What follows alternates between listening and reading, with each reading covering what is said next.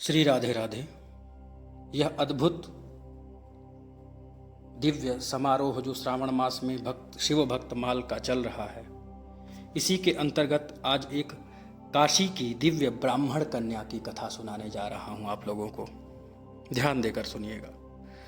काशी में हरिश्व नाम वाला एक ब्राह्मण रहता था। उसकी एक कलावती नाम की कन्या हुई। शील सुंदरता आदि से संपन्न तो थी। वह ज्ञानवापी के दर्शन के पुण्य से जगत को शिवमय देखने लग गई थी। ज्ञानवापी जो अभी विवाद चल रहा है इस समय, उसका दर्शन करके जगत को शिवमय देखने लग गई। एक समय एक विद्याधर उनको रूप के देख करके मोहित हो गया। उनके आंगन में आ करके उनको चुरा करके ले गया। रात के समय आकाश मार्ग से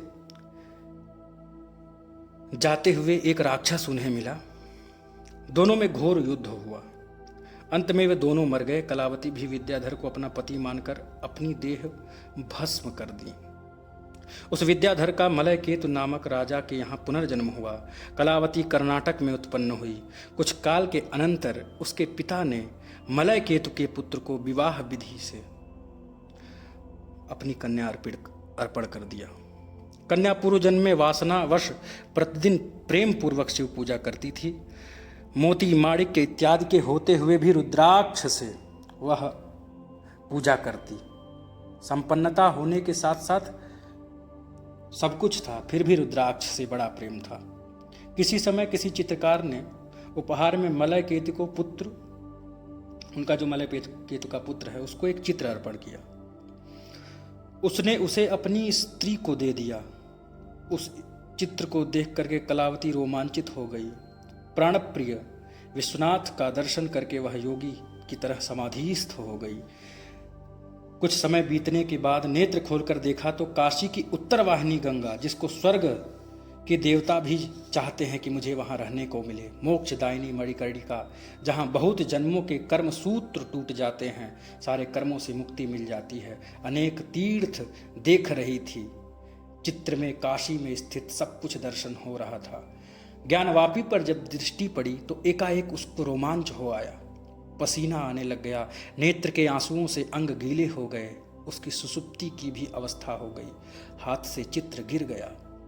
उसकी विलक्षण अवस्था देख करके दासियों ने उसे जानना चाहा, आखिर हो क्या रहा है।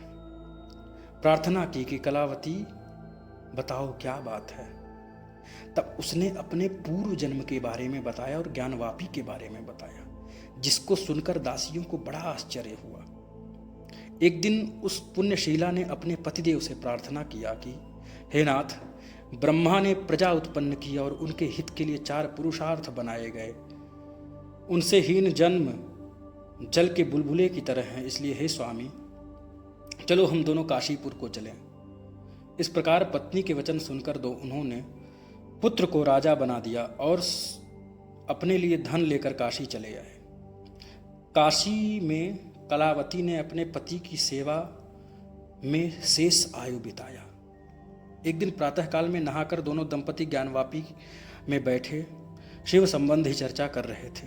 इतने में ही किसी जटिल ने आकर उनको विभूति दी और प्रसन्न होकर आशीर्वाद देते हुए कहा कि यहाँ एक क्षण में तारक मंत्र के उपदेश से तुम दोनों के ज्ञान का उदय होने वाला है। थोड़ी देर बाद बाजती क्षुद्र घंटिका समेत एक विमान आया और सब लोगों को देखते ही देखते भगवान चंद्रभाल ने उनके कानों में ज्ञानोपदेश दिया। तदनंतर ज्योति रूप स्वप्रकाश ब्रह्म उसको भासित हुआ और उसी क्षण कलावती समेत मलयकेतु को अकथनीय ज्योति रूप विमान पर उड़ा ले गया। उत्तीर्य यच्छ्रतिपुटे किमपि स्वयमादिशत अनाख्यम यत् परम ज्योति रुच्चक्राम च तत्क्षणात्। भगवान शंकर की अद्भुत वह नगरी और इन दोनों का उद्धार हो गया काशी निवास करने से।